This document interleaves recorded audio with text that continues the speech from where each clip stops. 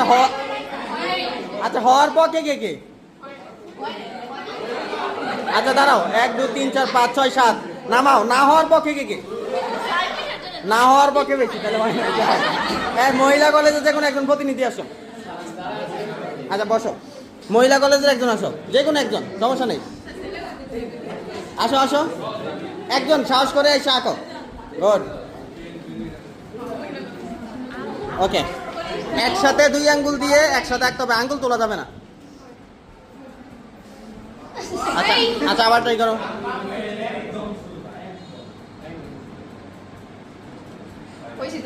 আচ্ছা হওয়ার পক্ষে,